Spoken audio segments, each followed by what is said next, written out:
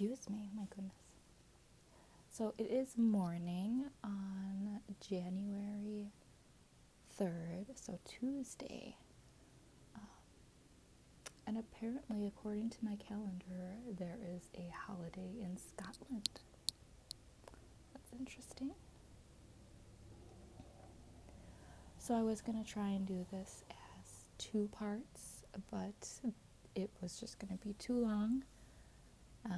So I'm breaking it up into 3 parts, which is okay because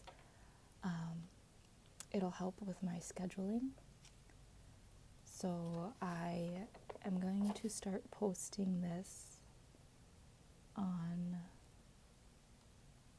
February 27th is going to be the first part. I'm actually just going to update my calendar here. So I wrote part 1 of 2, but it's going to be part 1 of 3. So this one that I'm working on is going to post March 6th. And then the third part will be the 13th. The 20th, I'm probably going to do like I did with the butterfly, where I do a sped up version. And then the 27th, I'm not sure. I might start the next story. But the blog for this one for the Snowflake is going to come out on April 2nd. So I just have to kind of figure out. I do have a random video. It's just different concept art for the Happylittlepup. Just a little brainstorming that I'm doing. So that one is on February 20th. So there's a little bit of a break there. Yeah, depending, I guess, if I can come up with another miscellaneous video, I might end up pushing this series back a week, and then it would line up quite well. So that's in the making. Yeah. And then, so yeah, that's pretty exciting and rewarding to see when you have a calendar how far out you have video scheduled. In regards to my narration exercises, I have had an ongoing amount of congestion. I feel like I sound more nasally than normal. I feel like I have got some congestion in my nostril. So I will continue to practice. And right now I am posting those 3 times. The book is 200 and some pages, and I can actually go see how long it is. They aren't terribly long, the sections. Oops. I just minimized it when I wanted to make it larger. Okay, so of 200 pages. Let's see how. So this third section that I already did. 1, 2, 3, 4, 5, 6, 7, 8, say 9 pages. And this was a little bit long. So let me grab a calculator.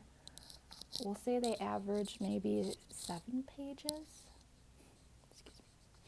That congestion. Okay, so 200 pages divided by, if I'm doing 7 a day. So, wow, that's kind of crazy. So that means I would have this book read in 28 and a half days. That's crazy. Because 200 sounds like such a big number. And when you break it down, it just seems so doable. I do apologize for any background noise. So I'm currently recording everything on the headphones that older versions of Apple phones came with. I know it's better than recording directly to the phone, but it's something I'm interested in improving and getting a better sound quality.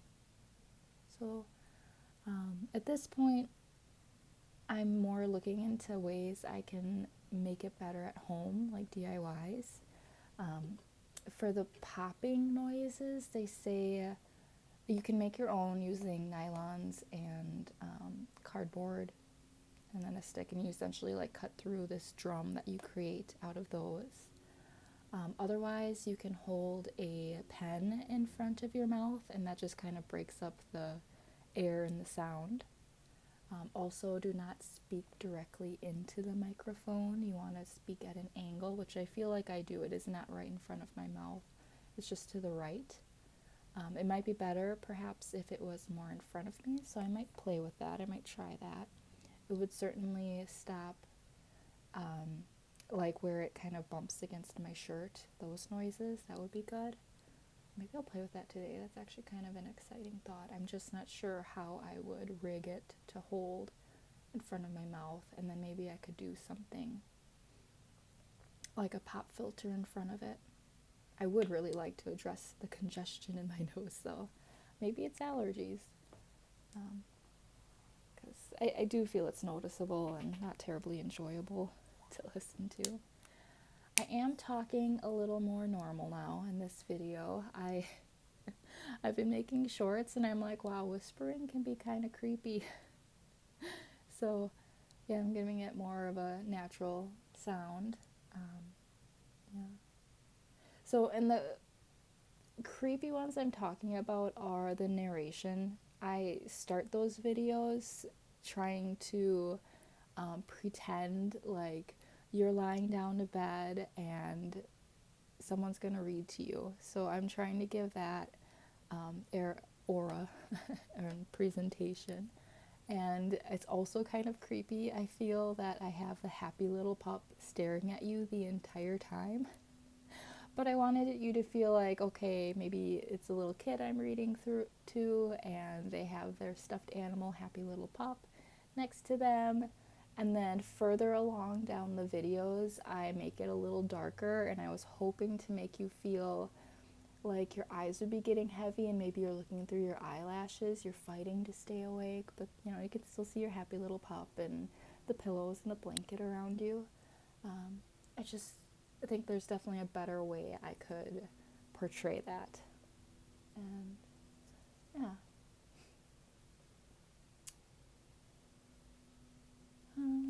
Let's see. So going back to what we're watching here, looks like I'm filling in. It was surprising how many gaps I had once I filled in that dark blue color. So yeah, that was a surprising amount, and I had to go and work on all those little areas, fill them in. And then I will end up going with that watercolor. Oh, wait, no. I think I started with the watercolor, but I didn't like that. And so then I went and used the smudge tool to kind of blend the colors a little more. Gives it a little bit of a tie-dye effect.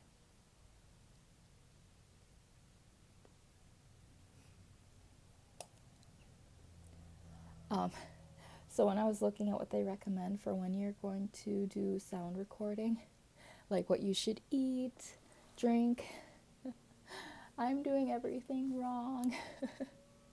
Like you should eat fruits, nuts, lean meats, stay away from caffeine and sugar, and I'm definitely not doing that. I mean, I would probably appreciate that more, but right now we don't have that much of those things in the house and don't need to go adding an unnecessary bill. So also, I think at this point it's just as valuable to read on a regular basis as it is to prepare your voice appropriately. Oh, and I did read 2 sections on one day, and when I read the first section, my voice feels fine, but the second section, I definitely felt it in my vocal cords that they were getting sore. And I did have plenty of water. I had warm lemon water with, I think I had some cinnamon and ginger and maybe a little turmeric in there. So that was good. I've really been enjoying lemon water. Just kind of been hitting that spot. And yeah, I don't even know. I'm guessing green tea is better than coffee in regards to caffeine if you need that little boost.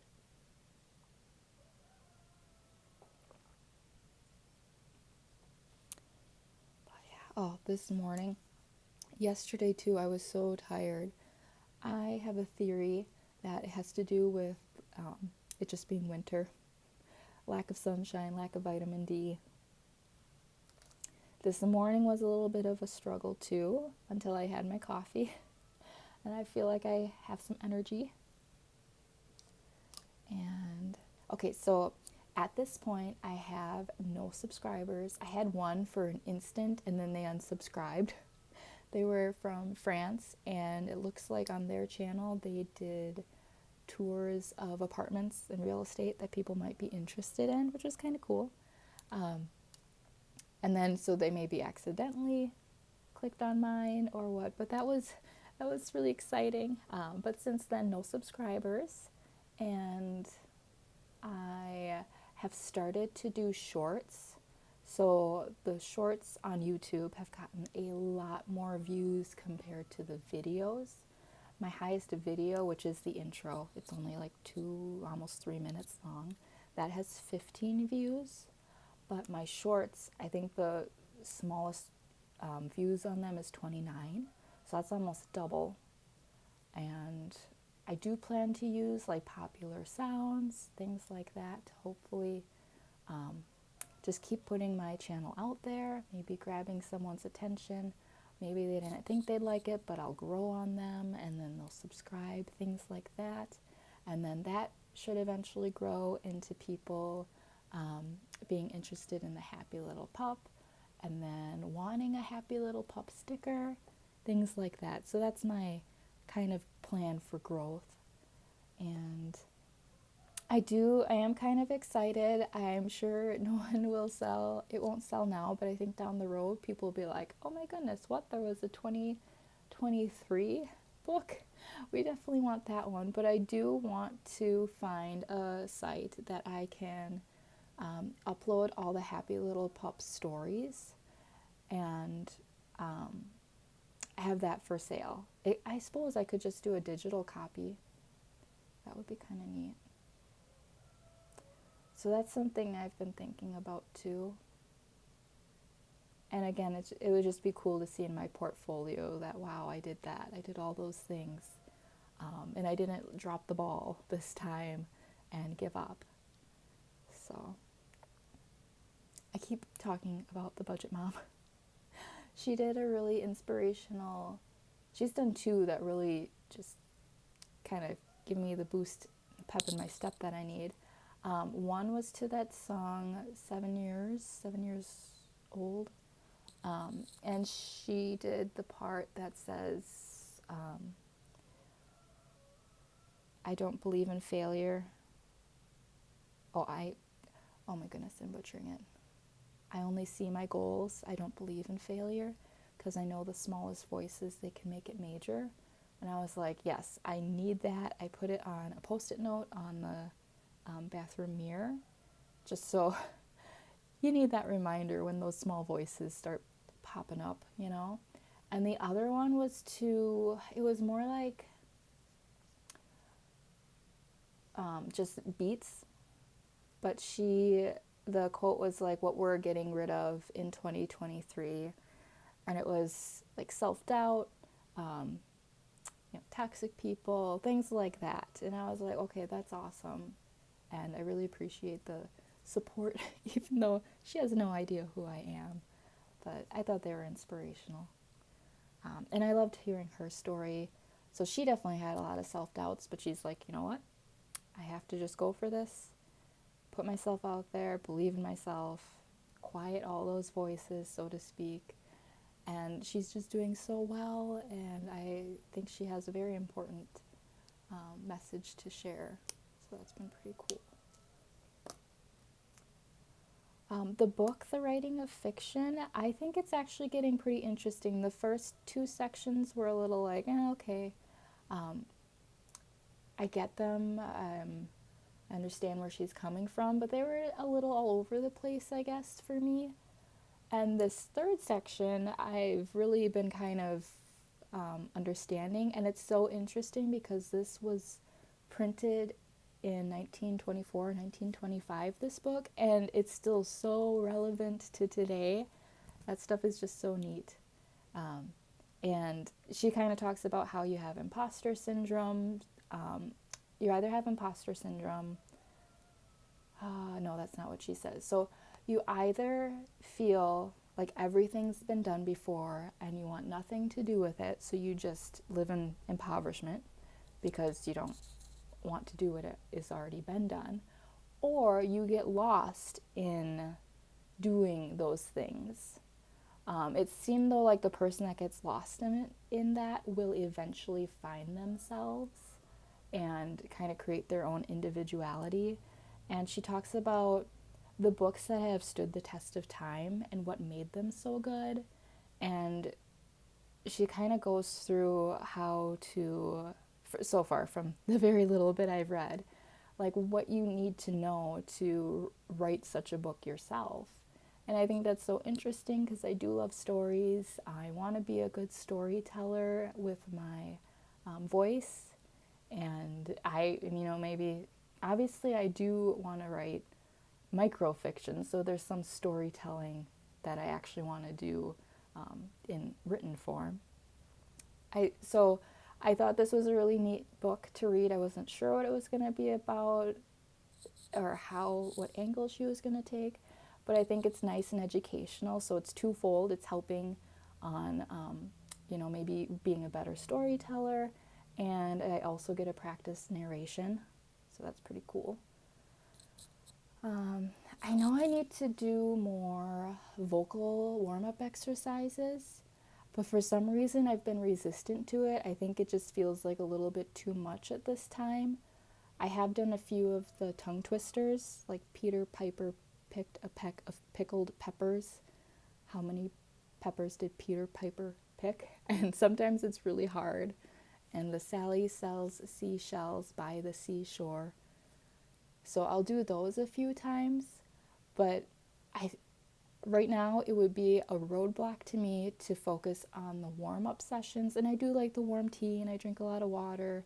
I'll put chapstick on so my lips don't feel dry, but I just want to like go for it and just read. Otherwise I'm going to just delay and procrastinate, and I'm here to see results. I'm here for those little victories that just keep, one step in front of the other. Someday I'm going to look back, and because I thought about doing stuff like this, and I did it like super minimalistic in my 20s, and it's like, wow, had I kept up on that, I wonder where I would have been. I think I wasn't meant, obviously, to do it then. I don't think I had the emotional fortitude, the mental fortitude for it, but it's still, not to live in regret, but just to wonder. These things are kind of neat. All right. And I'm cleaning up the outline some. So today I've been inspired to, because on my Facebook feed they were showing digital art, and someone did a real life. It was some apples in a plastic bag, and holy bananas, did it look real. It was so cool.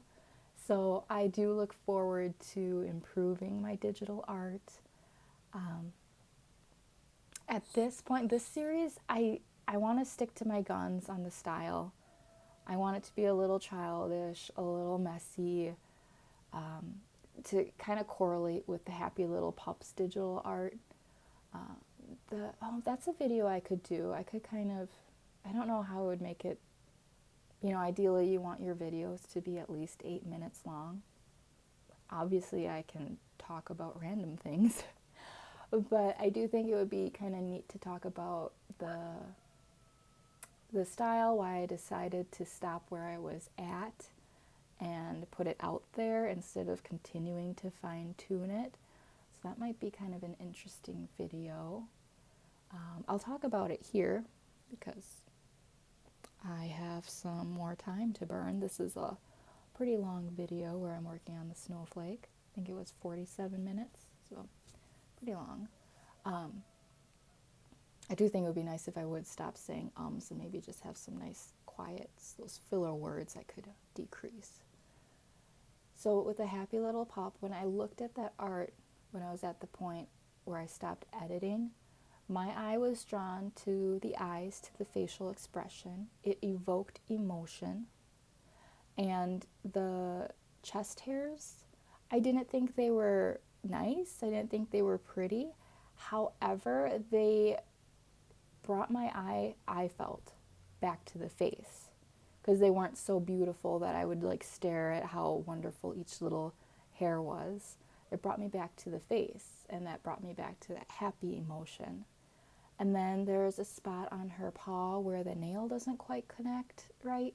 And I just thought that added to that whole imperfect, but again, oh, okay, there's a nail. It kind of has a certain style to it, but I just want you to come back to that face, that happy little pup face.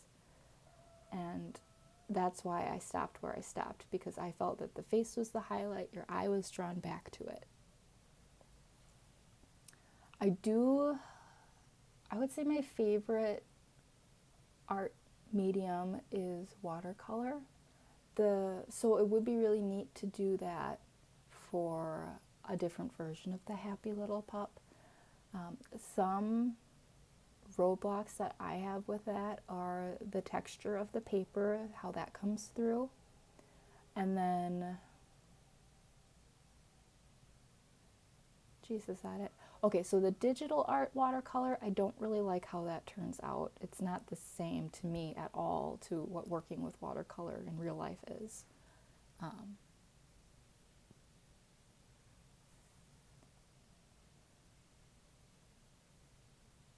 So I would rather do it on paper, and then scan it and upload it.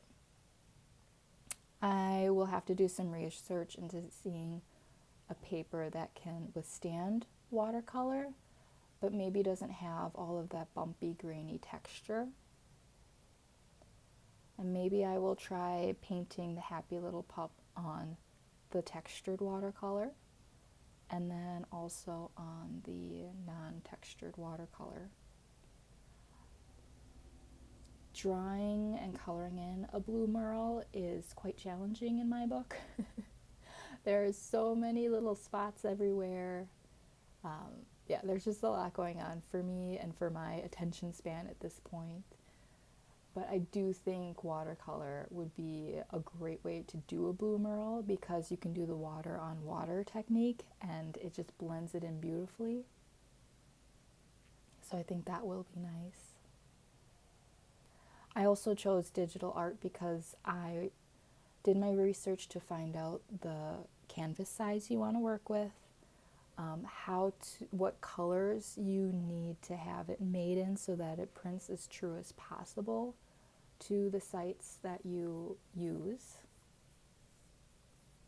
And I wanted it to be as, true to my eye as I could be. That would be another video I could do, like the benefits of using vendors such as Redbubble and Zazzle. Such as there's virtually no overhead. You upload your image and they do all the work for you. And I think that's awesome. I didn't have to buy printing equipment, paper, material. I'm not worrying about storing all of this product.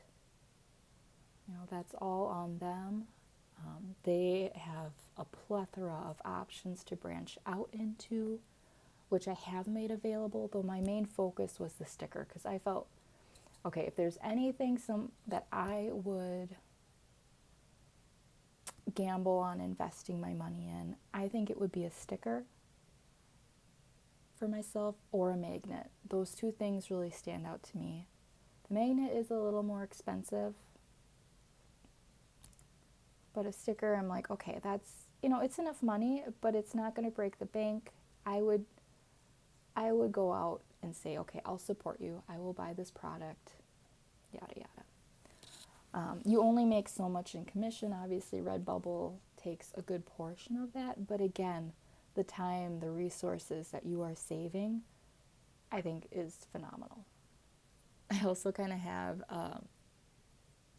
an aspiration down the road of going to craft fairs and having like a Happy Little Pup banner, Or if you've ever gone to a Comic-Con, how the artists have a booth, I think that would be great. I definitely would want to at that point.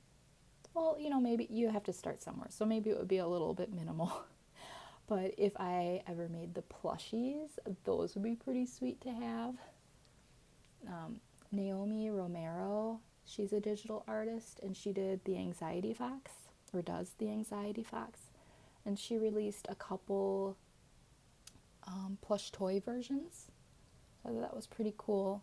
She had like a backing already, though. They were like, yeah, we support you, we want these. And I think that's how she funded the production of the plush toys of Anxiety Fox. So I don't have that. I don't want to go investing all that money when I don't have a secured like buyer base.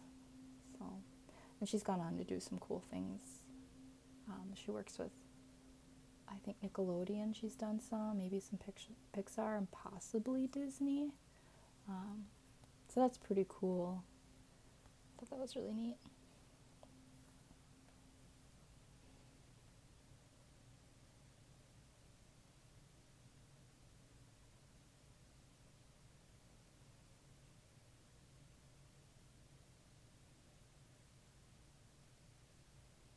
I'm just watching the screen recording, see where we're at, what I'm working on. I have no idea at this point, because I'm actually looking out the window and talking. I find that more easy to talk to the tree out the window than at the screen while I watch myself work on this snowflake.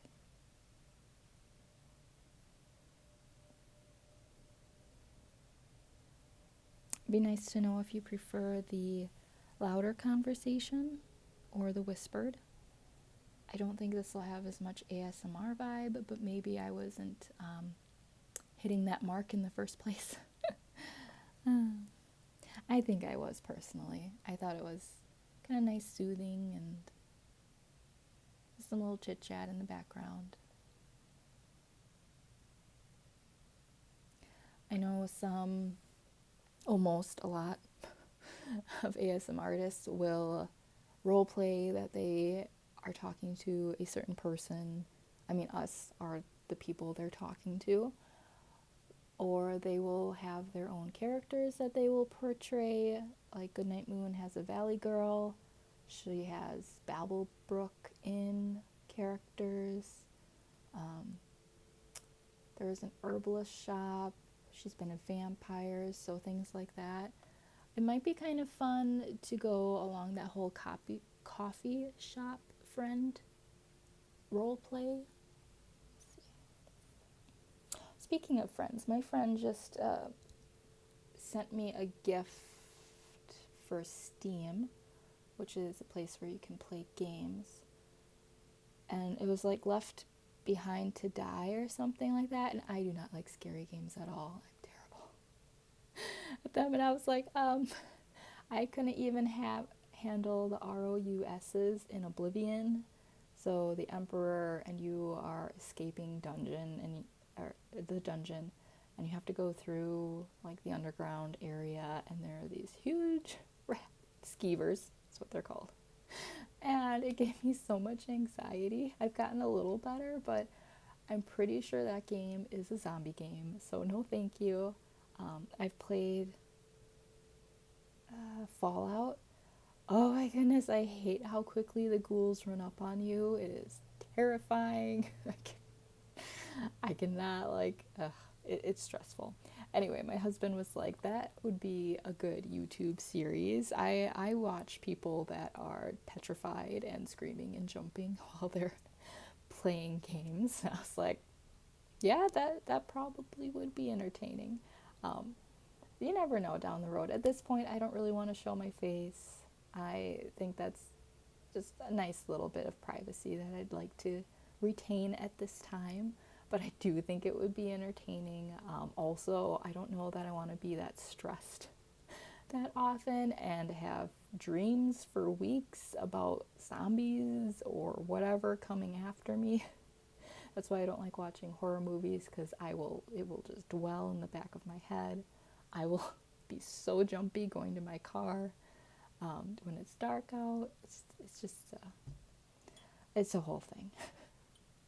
If you're like that, let me know in the comments. Kira Ann, she's minimalist lifestyle as well as like a budget. She does some budget and financial things. She loves scary movies. That is her jam. It's not my jam, but I just feel like she's so nice and I would want to be her friend, and yet I would never want to watch a movie with her because she loves the scary movies, the slasher films. Kind of depends. Like, some she likes more than others, but yeah. I think Deep Blue Sea, that is the only scary movie that I really wanted to watch over and over.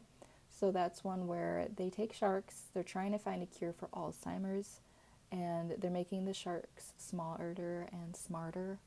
And then a storm, of course, comes through, and their facility is starting to flood. They have to try and escape, but the sharks are now in the facility with them, and it's action-packed. People definitely get chomped up, things like that. But I think because there's still a little victory in the end or something, I can watch it. There's also some humor, so I appreciate that. That keeps me going. I first watched Aliens with Sigourney Weaver when I was a kid, and I think I was way too young to watch that. I probably needed to wait 3 more years because my siblings were older than me, and yeah. Anyway, I watched that through an Afghan an Afghan blanket, the kind where there's like little squares of color and there'll be a rose on it, and then those are knitted or crocheted together. So there's definitely like viewing opportunities. I remember just like sitting under that and kind of watching, but kind of having a hand over my face. Oh, that was stressful. But I mean, honestly, if you're gonna go travel to a different planet, you're kind of asking for anything and everything terrible to happen, because there's so many unknowns. So many.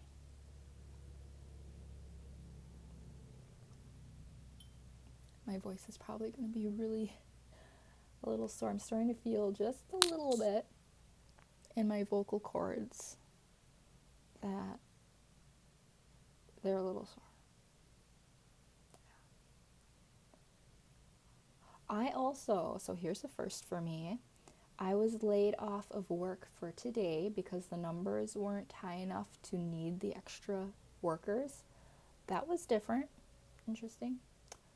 My paycheck will not love that, because we also had yesterday off to observe the holiday, but I have not been there long enough to get paid for that. So it's just like, ouch, ouch, ouch. But I guess I have to figure some stuff out yet. I think it is worth staying there because the benefits, and it's a union job. I don't know yet what I want to supplement with. If I want to try and get to be full-time there, it would be a split shift. You work early morning and then you work in the afternoon.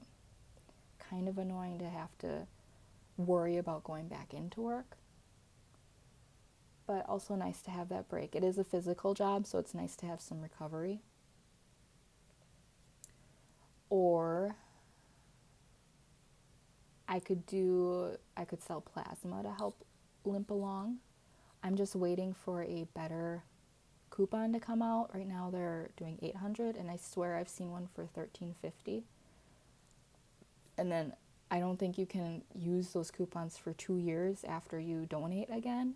So I definitely want to hold off till it's worth, because my last experience there, I had a couple good, fine sessions. In my last one, I passed out, and it was unpleasant to pass out and feel all icky. So I definitely have some anxiety to go to get through, to go back, and it has to be worth my time and stress. I mean, per hour for what you sit there and what you get paid, it is great, but it takes a lot out of your body. You have to like prep for it. You have to be well hydrated. You want to have a good amount of iron. Depending on the time of the month, you maybe shouldn't donate because you're going to be too depleted. But that's tricky because you have to donate often twice a week, and it's at that second time that you get the bigger pay or amount loaded to your card. And then I think you have to wait at least 24 hours in between. So figuring that out. I also want to wait till my body's maybe a little more acclimated to my job, so I'm not so tired and worn out, and then I'm going to donate. And I also definitely tend to get dehydrated because you do sweat a lot. So those are things to consider.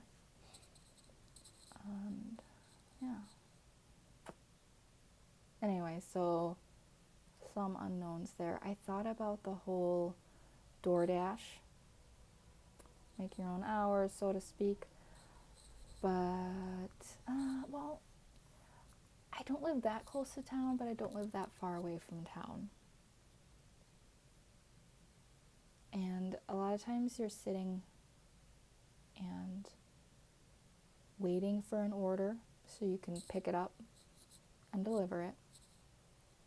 So you might be on the clock for, say, 6 hours, but you're only working 3 to 5 hours because of that wait time. If I could work in my car on the downtime, in addition to doing DoorDash, that would be a good way to optimize my time. It does put more wear and tear on my vehicle though, and that's always a pain to deal with, repairs. I like working at home. I have a nice setup. So we'll see. I definitely want to be more proactive as opposed to limping along to nothing in my, funds. So there's a few things. There's a lot of unknowns. It's definitely stressful to not have a steady, sure line of income. But I'm trying to just breathe and think about that song where I only see my goals. I don't believe in failure. And just keep on pursuing, using this opportunity, this time that I have down to create, work on skills, and work on what I want to do in my future as opposed to settling and being so burnt out that I don't have energy for anything else. And at this time, I'm saying that because at this time I can still pay my bills. That, of course, would change if I can't pay my bills because I am responsible for those. I do think it would be neat if there was a place where you could just walk in, be like, hey, I'm here. I'm going to work for 4 hours and then I will clock out. And that, you don't have a set schedule. It's just like, oh, okay, I need a little more money, or I have this much time in the day, and you could just go. You're not, dedicated to a schedule or anything. Because that I do find is a little tricky, because my job isn't a set schedule. It's kind of till the work is done, and we're getting to be in the off season. So I should be able to say, yes, I can be at job B at this time. But I don't know yet because I'm pretty new there and I'm not sure how this transition is going to go. So it does make me a little nervous if I were to take a job from, this time to that time. Will I be able to make it there, or am I going to end up being late? All those things. So, okay, ideally I would like to stay at the one place to work. That would be great. Or plan B would be there's a place I can go work to pick up the hours I need to pick up to pay my bills. But I'm not set to work there forever or any length of time. Not quite a temp agency, because those seem to want to have you go work at a certain spot, like you're scheduled. You're going to work at plant ABC Monday, Tuesday, Wednesday, Thursday, Friday from this time to that time until something changes. You tell us to change, or the company tells us to change, or some other event comes up.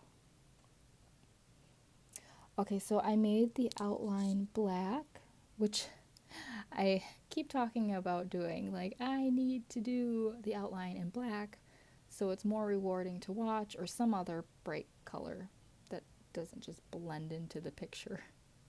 It would probably make my job easier because I can always change the color back. So I really was not sure on this snowflake if I liked it, if I was going to keep it or try something different. But it's grown on me. I'm keeping it. I will show the final results in the next video, which will come out next Monday. Which Monday is yet to be determined, in case I do push these back a week. But I like it. It's not perfect. That's nature, in my opinion. It's not perfect, but it's still so amazing and wonderful. And it was a snowflake from real life, and I took a picture of it, so there's no, unless nature wants to take credit for it, and if I make any money off of this video, I am free to use that without any worry of repercussions. I also try and do as much sounds as I can on my own. So again, I don't have to worry about copyright issues, because Kira's talked about that, where she had videos monetized and then the songs got copyrighted, so she just isn't able to make any money on that. And that's certainly not my goal as passive income. You know, I always want to be able to make whatever pennies, dollars I can off of these videos. And I know that wasn't her goal either. That was like a hard learning curve. Not ideal, but that's the way that rolled. And so she's learned from that, so she pays for a service. I don't remember the app, but I want to say it's like Epidemic of Sound. I think that's it. So you pay for a month or a yearly subscription, and you can use the music on there for your videos, and you will not get copyrighted. And she promoted that enough that she actually got a thank you from them, where they aren't going to charge her anymore. So that was a really nice little payback. I keep expecting to look down in this video to be over, and I'm just talking to myself with no purpose to it anymore.